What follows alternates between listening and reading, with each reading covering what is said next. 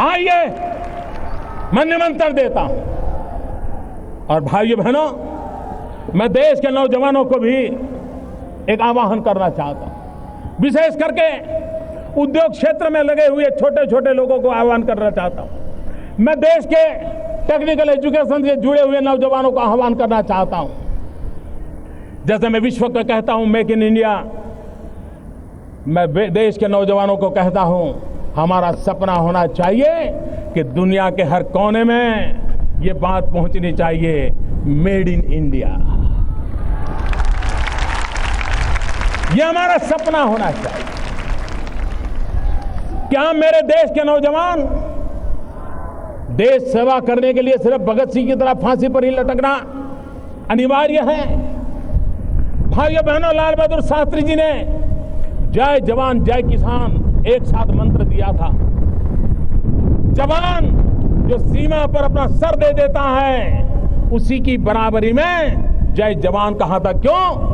क्योंकि अन्न के भंडार भर करके मेरा किसान भारत मां की उतनी ही सेवा करता है जैसे जवान भारत मां की रक्षा करता है।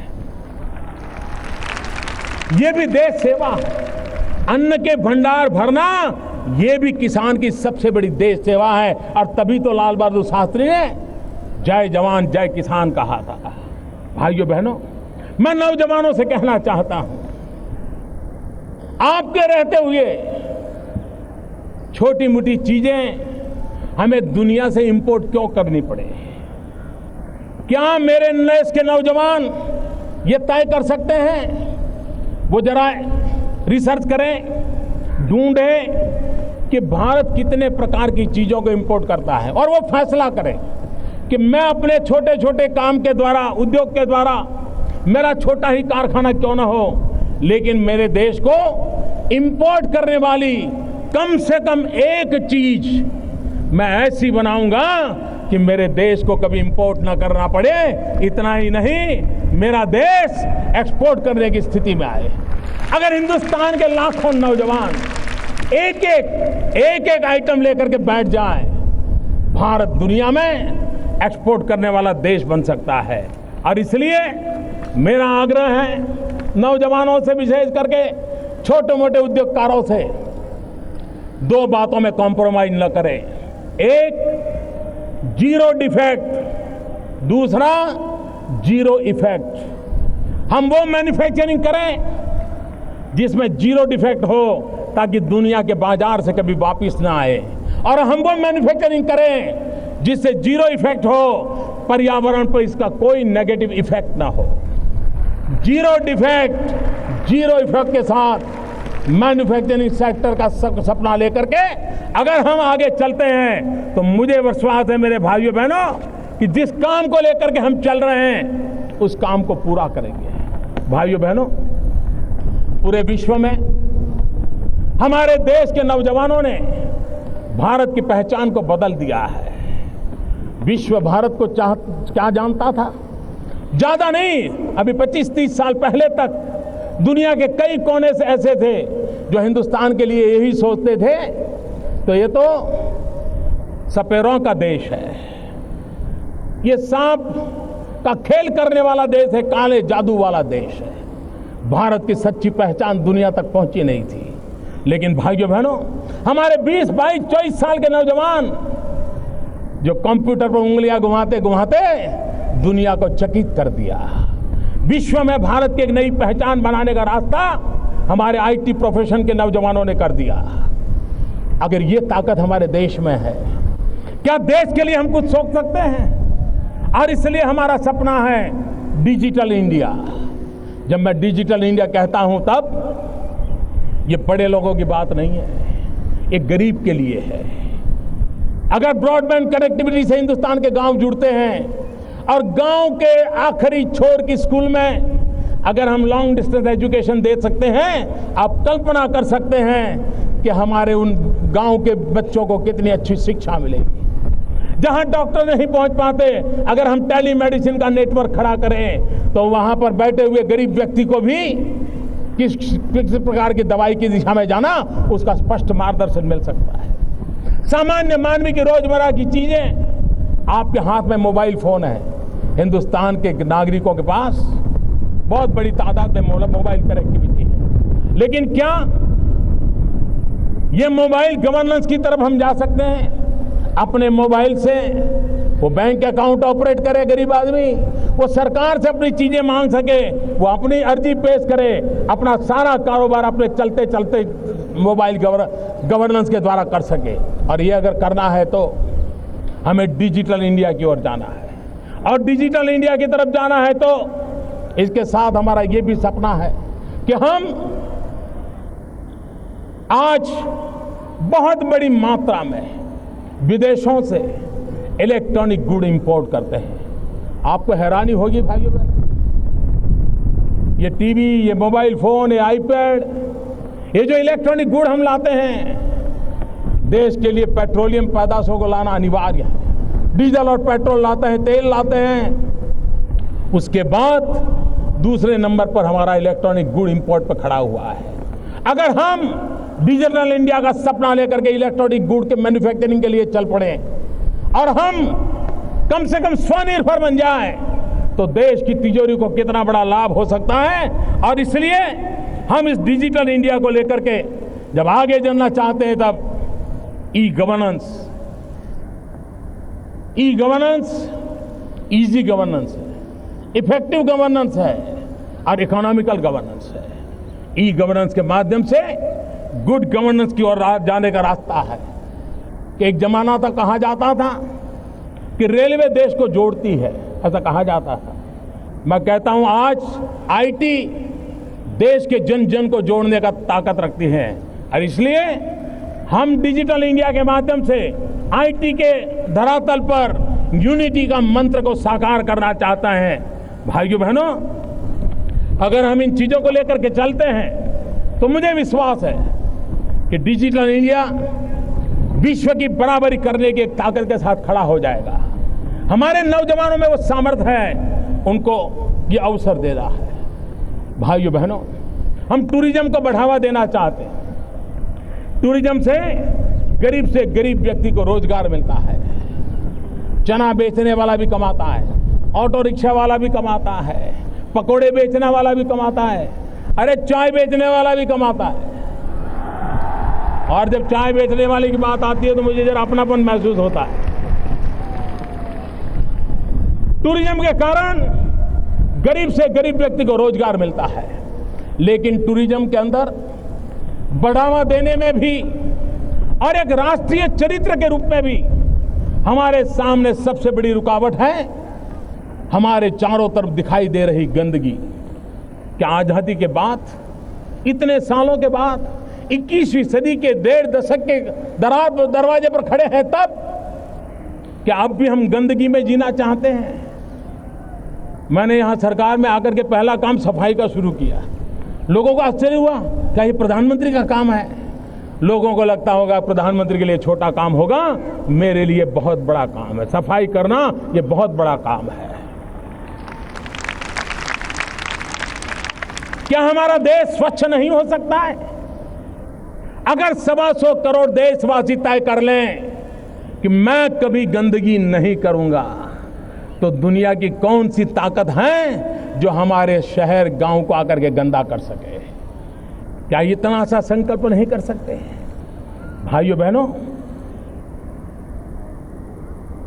2019 में महात्मा गांधी के 150वीं जयंती आ रही है।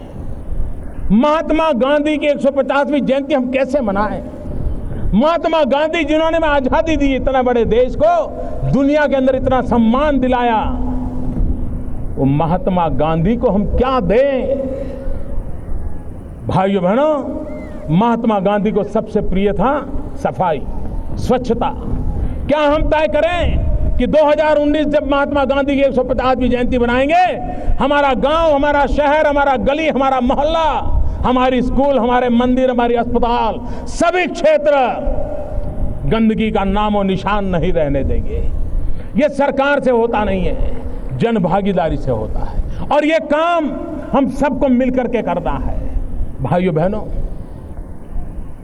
21वीं सदी में हम जी रहे हैं। क्या कभी हमारे मन को पीड़ा हुई? आज भी हमारी माताओं बहनों को खुले में शौच के लिए जाना चाहते हैं। डिग्निटी ऑफ विमेन, क्या ये हम सबका दायित्व नहीं है? बेचारी गांव की मां बहनें अंधेरे का इंतजार करती हैं, जब तक अंधेरा नहीं जाता है वो शौच के लिए नहीं जा पाती है। उसके शरीर को कितनी पीड़ा हो गई होगी, कितनी बीमारियों की जड़ें उसमें से शुरू होती होगी। क्या हमारी मां बहनों की इज्जत के लिए हम कम से कम शौचालय का प्रबंध नहीं कर सकते हैं? भाइयों बहनों, किसी को लगेगा कि 15 अगस्त का इतना बड़ा महोत्सव बहुत बड़ी बड़ी बातें करने का अवसर होता है। भाइयों बहनों, बड़ी बातों का महत्व है, घोषणाओं का भी महत्व है, लेकिन कभी कभी घोषणाएं ऐषणाएं जगाती हैं, और जब घोषणाएं परिपूर्ण नहीं होती हैं तब समाज निराशा की गर्त में डूब जाता है। और इसलिए हम उन बातों को ही कहने के पछतार हैं जिसको हम अपने देखते देखते पूरा कर पाए। और इसलिए मैं कहता हूं भाइयों बहनों, आपको लगता होगा क्या लाल किले से सफाई की बात करना, लाल किले से टॉयलेट की बात बताना, ये कैसा प्रधानमंत्री है? भाइयों बहनों, मैं नहीं जानता हूं मेरी कैसी आलोचना होगी, इसे कैसे लिया जाए, लेकिन मैं मन से मानता हूं। मैं गरीब परिवार से आया हूं, मैंने गरीबी देखी, और गरीब को इज्जत मिले इसकी शुरुआत यहीं से होती है। और इसलिए स्वच्छ भारत का एक अभियान इसी 2 अक्टूबर से मुझे आरंभ करना है, और 4 साल के भीतर भीतर हम इस काम को आगे बढ़ाना चाहते हैं। और एक काम तो मैं आज ही शुरू करना चाहता हूं, और वो है हिंदुस्तान की सभी स्कूलों में टॉयलेट हो, बच्चियों के लिए अलग टॉयलेट हो, तभी तो हमारी बच्चियां स्कूल छोड़ करके भागेगी नहीं। और मैं एमपी लेड फंड का जो उपयोग कर रहे हैं हमारे सांसद, उनसे आग्रह करता हूं 1 साल के लिए आपका धन स्कूलों में टॉयलेट बनाने के लिए खर्च कीजिए। सरकार अपना बजट टॉयलेट बनाने में खर्च करे। और मैं देश के कॉरपोरेट सेक्टर को भी आह्वान करना चाहता हूं, कॉरपोरेट सोशल रिस्पॉन्सिबिलिटी के तहत आप जो खर्च कर रहे हैं, आप उसमें प्राथमिकता स्कूलों में टॉयलेट बनाने के लिए दीजिए। सरकार के साथ मिलकर के, राज्य सरकारों के साथ मिलकर के 1 साल के भीतर भीतर अगली 15 अगस्त को जब हम यहाँ खड़े हो, तब विश्वास के साथ खड़े हो, कब हिंदुस्तान की कोई स्कूल ऐसी नहीं है कि जहाँ बच्चे और बच्चियों के लिए अलग टॉयलेट का निर्माण होना बाकी है। भाइयों बहनों, अगर हम सपने लेकर के चलते हैं तो सपने पूरे भी होते हैं। मैं आज एक विशेष बात और करना चाहता हूं। भाइयों बहनों, देश हित की चर्चा करना, देश हित के विचारों को देना, इसका अपना महत्व है, लेकिन हमारे सांसद वे कुछ करना भी चाहते हैं, लेकिन उन्हें अवसर नहीं मिलता है। वो अपनी बात बता सकते हैं, सरकार को चिट्ठी लिख सकते हैं, आंदोलन कर सकते हैं, मेमोरेंडम दे सकते हैं, लेकिन फिर भी खुद को कुछ करने का अवसर मिलता नहीं है। मैं एक नए विचार को लेकर के आज आपके पास आया। हमारे देश में प्रधानमंत्री के नाम से कई योजनाएं चल रही हैं, कई नेताओं के नाम से ढेर सारी योजनाएं चल रही हैं, लेकिन मैं आज संसद के नाम से एक योजना घोषित करता हूं, संसद आदर्श ग्राम योजना।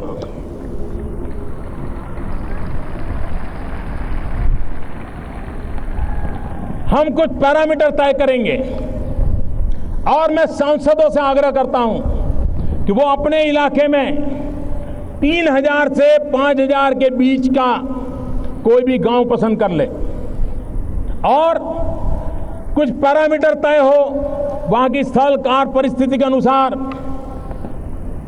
वहां की शिक्षा, वहां का स्वास्थ्य, वहां की सफाई,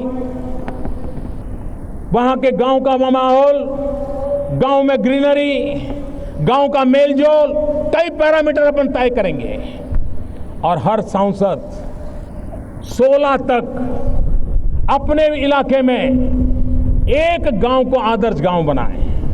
इतना तो कर सकते ना भाई, करना चाहिए ना।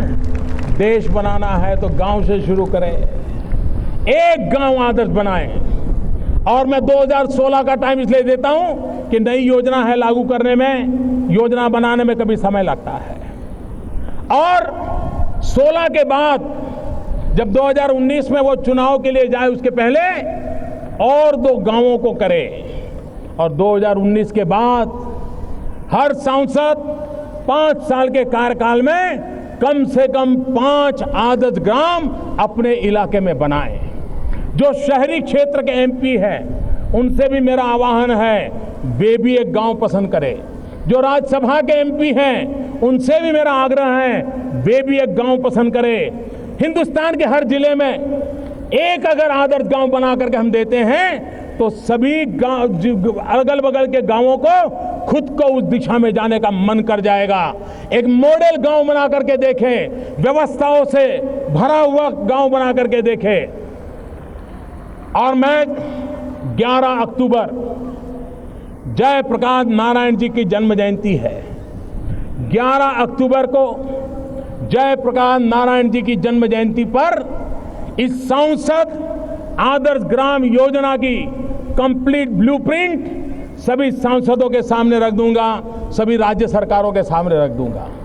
और मैं राज्य सरकारों से भी आग्रह करता हूं कि आप भी इस योजना के माध्यम से अपने राज्य में जो अनुकूलता हो वैसे सभी विधायकों के लिए एक आदर्श ग्राम बनाने का संकल्प करिए।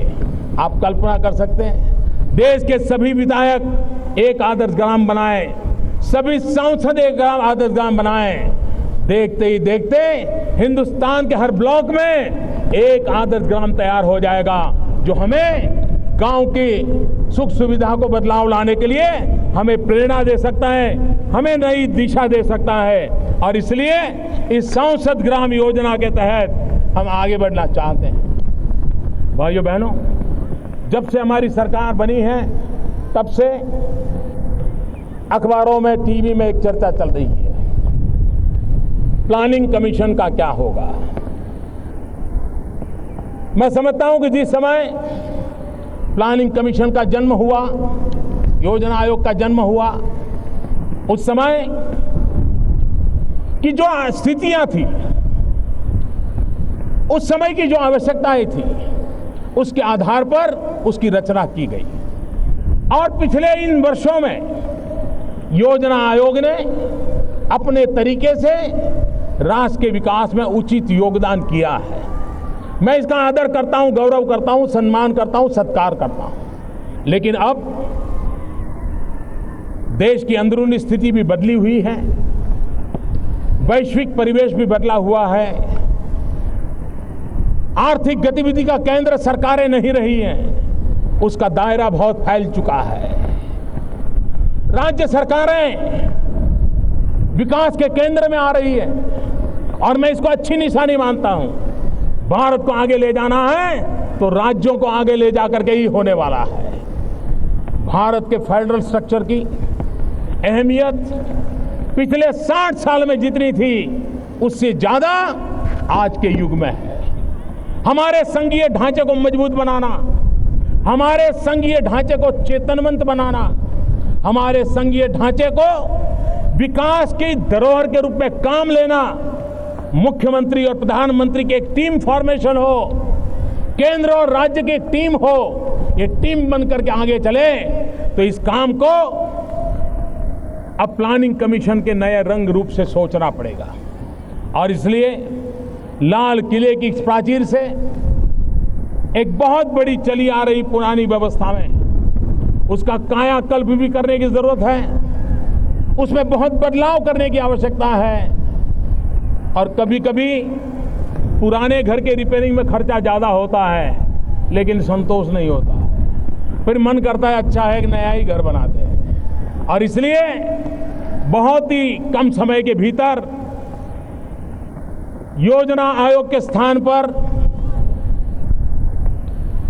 एक क्रिएटिव थिंकिंग के साथ राष्ट्र को आगे ले जाने की दिशा, पब्लिक प्राइवेट पार्टनरशिप की दिशा, संसाधनों का ऑप्टिमम यूटिलाइजेशन, प्राकृतिक संसाधनों का ऑप्टिमम यूटिलाइजेशन, देश की युवा शक्ति के सामर्थ्य का उपयोग, राज्य सरकारों की आगे बढ़ने की इच्छाओं को बल देना, राज्य सरकारों को ताकतवर बनाना, संघीय ढांचे को ताकतवर बनाना, ऐसा नए रूप रंग के साथ,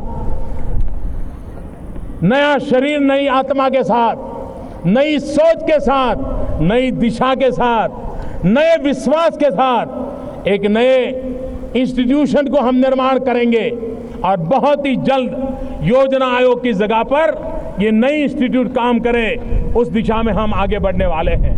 भाइयों बहनों, आज 15 अगस्त महर्षि अरविंद का भी जन्म जयंती का पर्व है। महर्षि अरविंद ने एक क्रांतिकारी से निकल करके योग गुरु की अवस्था को प्राप्त किया था। उन्होंने भारत के भाग्य के लिए कहा था कि मुझे विश्वास है भारत की दैविक शक्ति, भारत की आध्यात्मिक विरासत विश्व कल्याण के लिए अहम भूमिका निभाएगा। इस प्रकार के भाव महर्षि अरविंद ने व्यक्त किए थे। मेरी महापुरुषों की बातों में बड़ी श्रद्धा है, मेरी त्यागी तपस्वी ऋषि और मुनियों की बातों में बड़ी श्रद्धा है, और इसलिए मुझे आज लाल किले की प्राचीर से स्वामी विवेकानंद जी के वो शब्द याद आ रहे हैं, जब स्वामी विवेकानंद जी ने कहा था कि मैं मेरी आंखों के सामने देख रहा हूं। विवेकानंद जी के शब्द थे, मैं मेरी आंखों के सामने देख रहा हूं कि फिर एक बार मेरी भारत माता जाग उठी है, मेरी भारत माता जगत गुरु के स्थान पर विराजमान होगी। हर भारतीय मानवता के कल्याण के काम आएगा। ये भारत की विरासत विश्व के कल्याण के लिए काम आएगी। ये शब्द स्वामी विवेकानंद जी ने अपने तरीके से कहे थे। भाइयों बहनों, विवेकानंद जी के शब्द कभी असत्य नहीं पुरवार हो सकते। स्वामी विवेकानंद जी के शब्द भारत को जगत गुरु देखने का उनका सपना, उनकी दीर्घ दृष्टि, उस सपने को पूरा करना हम लोगों का कर्तव्य है। दुनिया का ये सामर्थ्यवान देश, प्रकृति से हरा भरा देश, नौजवानों का देश आने वाले दिनों में विश्व के लिए बहुत कुछ कर सकता है। भाइयों बहनों, लोग विदेश की नीतियों के संबंध में चर्चा करते हैं। मैं साफ मानता हूं, भारत की विदेश नीति के कई आयाम हो सकते हैं, लेकिन एक महत्वपूर्ण बात है जिस पर मैं अपना ध्यान केंद्रित करना चाहता हूं। क्या हम आजादी की जैसे लड़ाई लड़े, मिलजुल करके लड़े थे? तब तो हम अलग नहीं थे, हम साथ साथ थे। कौन सी सरकार हमारे साथ थी, कौन से शस्त्र हमारे पास थे? एक गांधी थे, सरदार थे, और लक्षावधि स्वतंत्र सेनानी थे, और इतनी बड़ी सल्तनत थी। और सल्तनत के सामने हम आजादी का जंग जीते कि नहीं जीते, विदेशी ताकतों को परास्त किया कि नहीं किया, भारत छोड़ने के लिए मजबूर किया कि नहीं किया? हम ही तो थे, हमारे ही तो पूर्वज थे जिन्होंने ये सामर्थ्य दिखाया था। समय की मांग है, सत्ता के बिना, शासन के बिना, शस्त्र के बिना, साधनों के बिना भी इतनी बड़ी सल्तनत को हटाने का काम अगर हिंदुस्तान की जनता कर सकती है, तो हम भाइयों बहनों क्या गरीबी को हटा नहीं सकते? क्या हम गरीबी को परास्त नहीं कर सकते? क्या हम गरीबी के खिलाफ लड़ाई जीत नहीं सकते? मेरे 125 करोड़ मेरे प्यारे देशवासियों, आओ हम संकल्प करें, हम गरीबी को परास्त करें, हम विजयश्री को प्राप्त करें, भारत से गरीबी का उन्मूलन हो, उस सपनों को लेकर के हम चले। और पड़ोसी देशों के पास भी यही तो समस्या है। क्यों न हम सार्क देशों के सभी साथी देश मिलकर के गरीबी के खिलाफ लड़ाई लड़ने का की योजना न बनाए। हम मिलकर के लड़ाई लड़े, गरीबी को परास्त करें। एक बार देखें तो सही, मरने मारने की दुनिया को छोड़ करके जीवित रखने का आनंद क्या होता है। यही तो भूमि है जहां सिद्धार्थ के जीवन की घटना थी।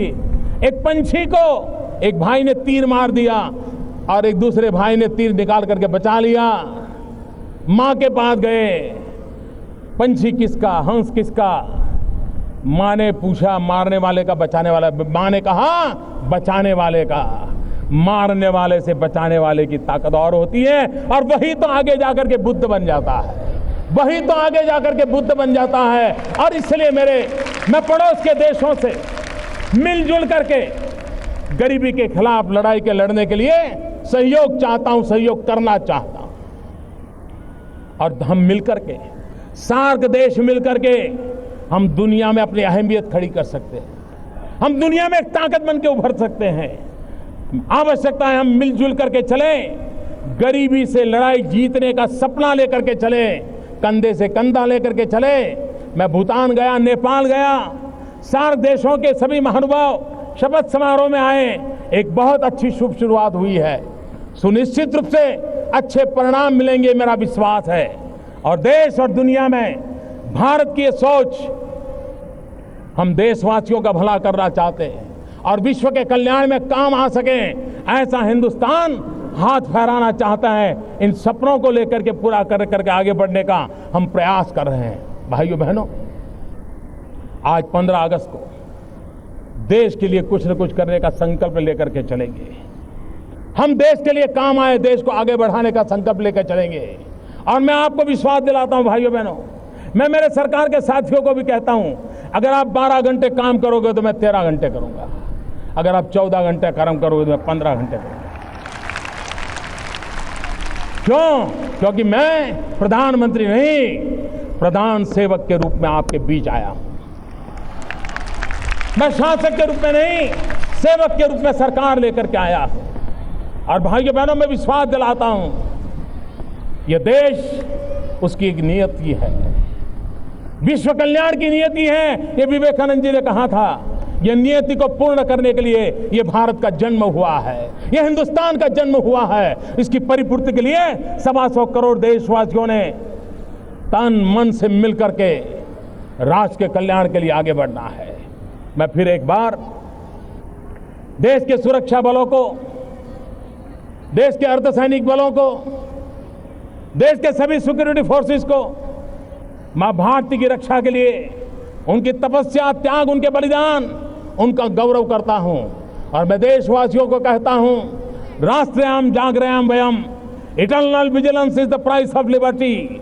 हम जागते रहो, सेना जाग रही है, हम भी जागते रहें, और देश नए कदम की ओर आगे बढ़ता रहे। इसी एक संकल्प के साथ आगे बढ़ना है। सभी मेरे साथ पूरी ताकत से बोलिए, भारत माता की, भारत माता की, भारत माता की जय हिंद, जय हिंद, जय हिंद, वंदे वंदे वंदे। जनगण मन अधिनायक जय हे भारत भाग्य विधाता। पंजाब सिंध गुजरात मराठा द्राविड़ उत्कल बंगा। विंध्य हिमाचल यमुना गंगा उच्चल जलधि तरंगा। तव शुभ नामे